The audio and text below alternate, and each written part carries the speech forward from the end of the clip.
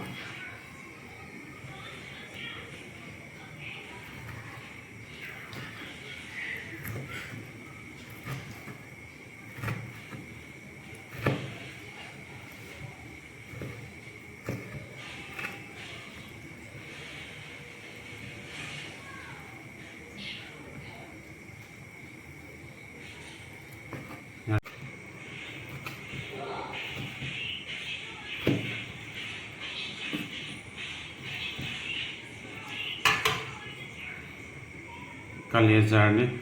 ꯑꯣꯛꯀꯤ ꯁꯨꯃꯥꯏꯅ ꯉꯧꯔꯒ ꯆꯥꯕꯁꯦ ꯑꯃꯨꯛꯇꯪ ꯆꯥꯒꯦꯅ ꯉꯁꯤ ꯁꯦꯝꯒꯦ ꯇꯧꯕꯅꯤ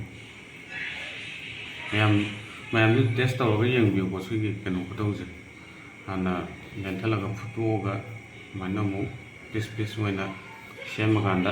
ꯁꯤ ꯑꯃꯨꯛ ꯊꯥꯎꯗ ꯑꯃꯨꯛ ꯉꯧꯗꯣꯏꯅꯤ ꯇꯥꯎꯊꯣꯛꯀꯗꯣꯏꯅꯦꯕ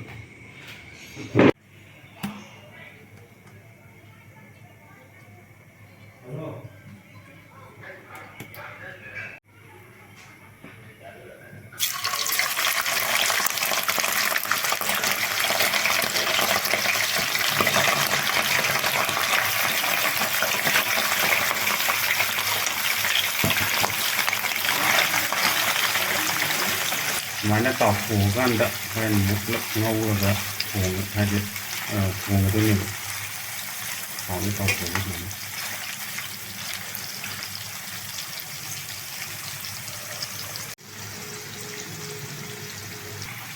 ꯉꯁꯥꯏꯒꯤ ꯈꯇꯪ ꯈꯇꯪ ꯃꯨꯟꯁꯤꯜꯂꯛꯄꯁꯤꯗ ꯄꯣꯊꯥꯔꯒ ꯌꯥꯔꯦ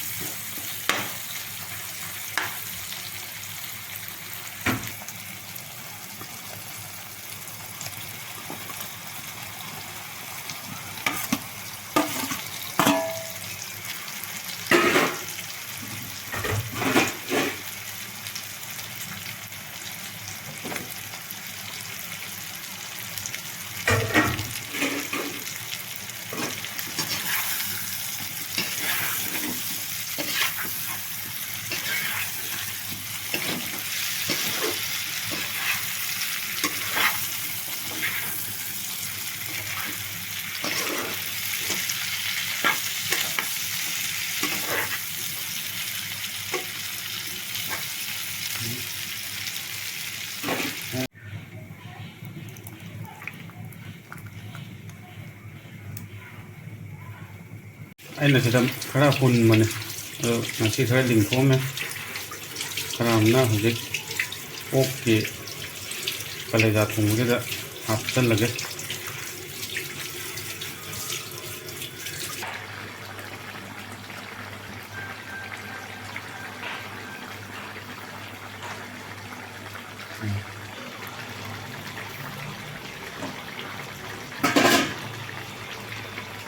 ꯃꯌꯥꯝ ꯁ꯭ꯋꯥꯏꯁꯤꯗ ꯍꯪꯒꯥꯝꯁꯦ ꯍꯥꯞꯆꯜꯂꯁꯤ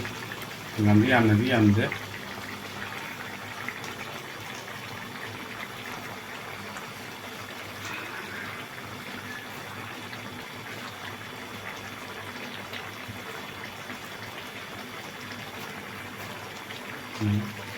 ꯃꯌꯥꯝ ꯑꯣꯛꯀꯤ ꯀꯂꯦꯖꯥꯗꯣ ꯊꯣꯡꯕꯗꯣ ꯂꯣꯏꯖꯔꯦ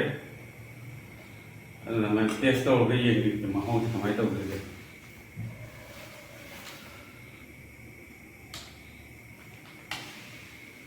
ꯑꯍꯥꯟꯕꯗꯤ ꯃꯁꯤ ꯈꯨꯊꯣꯡꯁꯦ ꯄꯨꯟꯁꯤꯗꯁꯨ ꯑꯃꯨꯛ ꯆꯥꯗꯣꯏꯁꯦ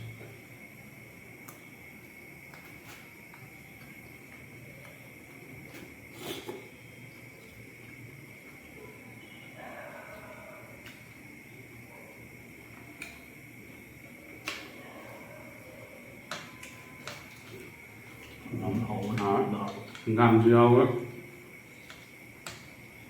hanggamꯁꯤꯗ ꯈꯨꯠ ꯍꯦꯛꯇ ꯄꯥꯏꯈꯤꯕꯗ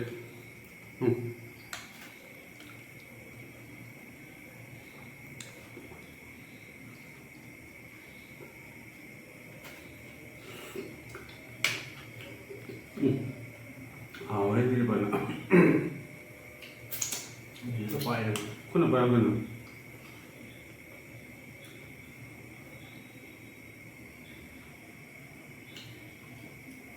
한강 갈때 그냥 땅 파는 거리고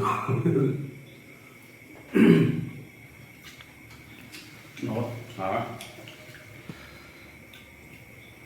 자기 많이 보면 짜라고 먹었나 안 다들 아주 자백 칼라가 많이 보면 하원도 많이 보면 뭐지 하원 하고 그러고 지금 너무 미워 안 하오래. 시 고동제 매암조도 많이 통비라나 시 고동에 통비라나 좀 쌀이 인비요. 하위 하위에 좀 누가 mà cái này phải cái sao là thùng với thằng cái nó được rồi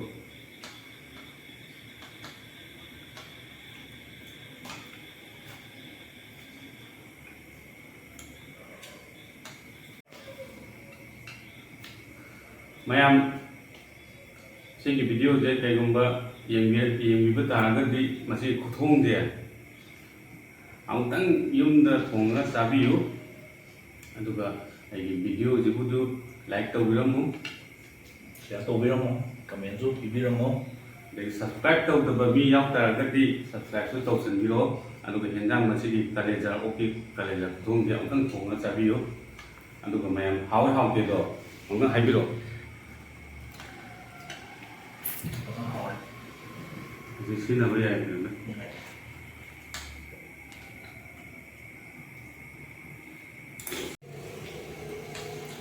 anh em cha và phật bây giờ thì cũng chơi rồi cái anh đi xuống là thùng một cái video ninh luôn này cha mà chơi rồi cái là mà tăng cái video gì chút rồi xem ra cái anh em like share comment masih còn video nữa juga subscribe tàu được mi yêu người giúp anh chị channel này cũng subscribe tàu video mà tăng cái lo xem ra cái